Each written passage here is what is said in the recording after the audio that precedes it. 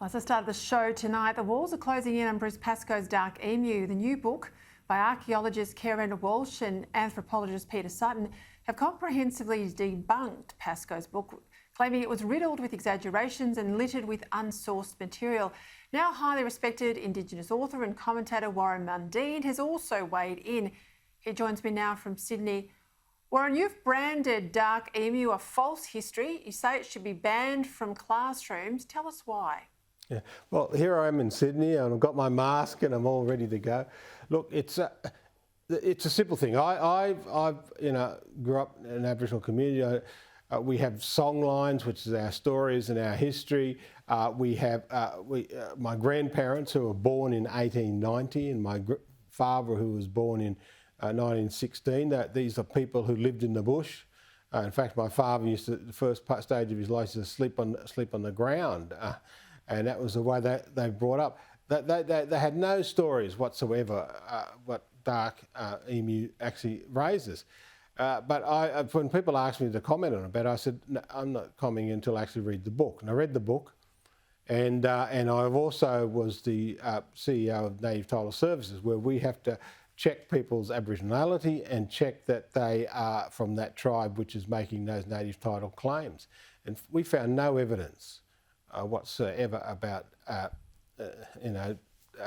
Bruce Pascoe's Aboriginality, and found no evidence about what he's talking about in his book.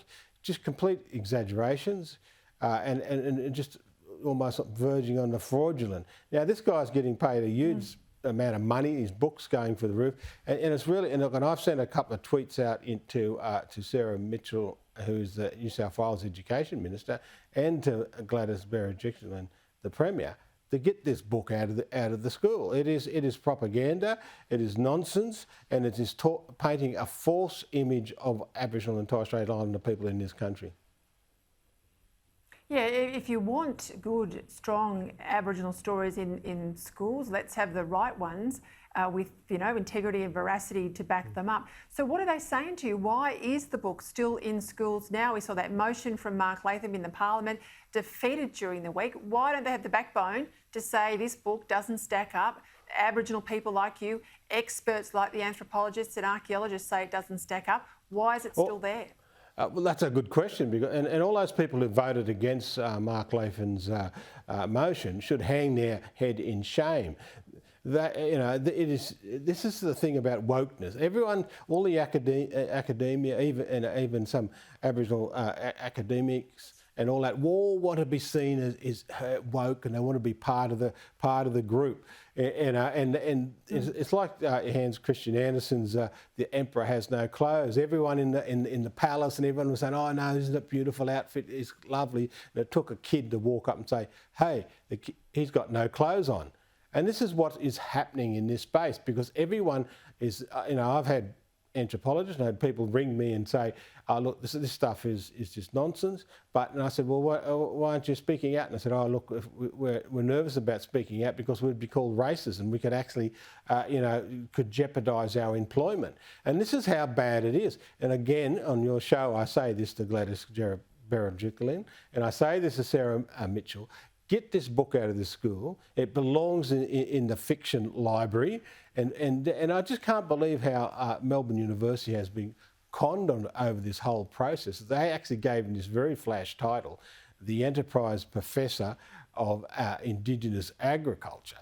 Now, this is just totally a joke.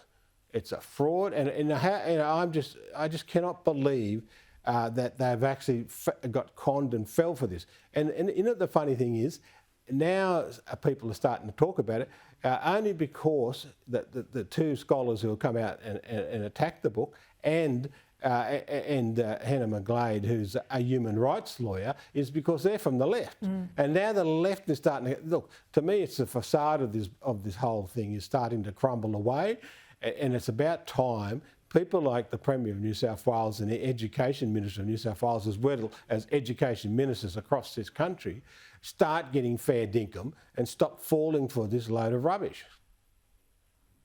Spot on. And look, just on that point about education, You were hugely influential in education when you led the Prime Minister's Indigenous Advisory Group under Tony Abbott. I know you had a huge task trying to get data out of state education departments to demonstrate the level of kids going to school or truancy in a lot of remote communities, because you always argued that if kids are not going to school, they'll never attain the educational outcomes we want them to have. New data out today is showing that Aboriginal children are some 2 years behind their classmates when they finish school. This is Centre of Independent Studies research. But the taxpayers spend almost 40% more on educating an Aboriginal child compared with a non-Aboriginal child. So the money's there. It's not an issue of resourcing. It's just not hitting the ground or making the difference. Now, go back to your time when you were running the show. Calls out of the CIS today that there needs to be a new Indigenous Education Commissioner. I don't know about you, but I can't see how one more bureaucrat in this space or more money is going to fix it. If kids aren't going to school, that's where we need to focus the change. What would you do if you were back in your old job now? Well, it's all a very simple thing, and you're 100% correct there, Peter. The money's there. The issue isn't about money. The issue isn't about that we haven't got enough bureaucrats out there working on this process, and that's one of the problems. We were spending more money on bureaucrats than we actually was getting out the door to those kids. It's a very simple thing.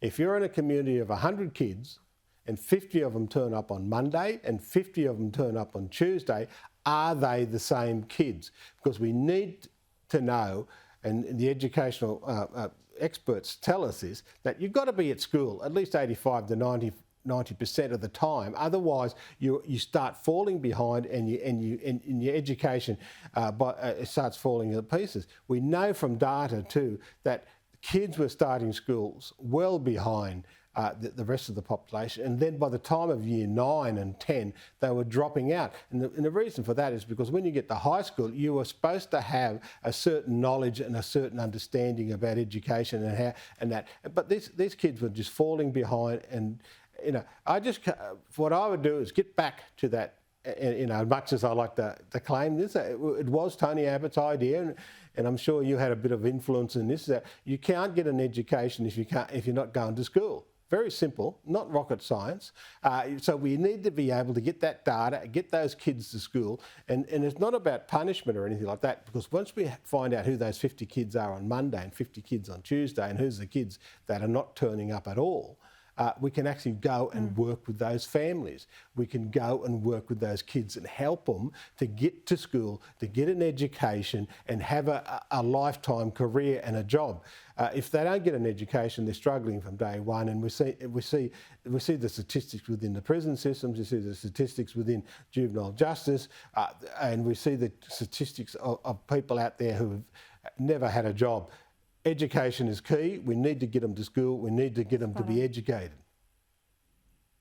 Yeah, we see that bear out with non-Aboriginal kids in country areas. If they fall behind, if they haven't got resourcing in their school, if they're not fronting up, it's the same thing. It's distance, it's remoteness, it's growing up in the bush. Where I grew up, it can be tough on education.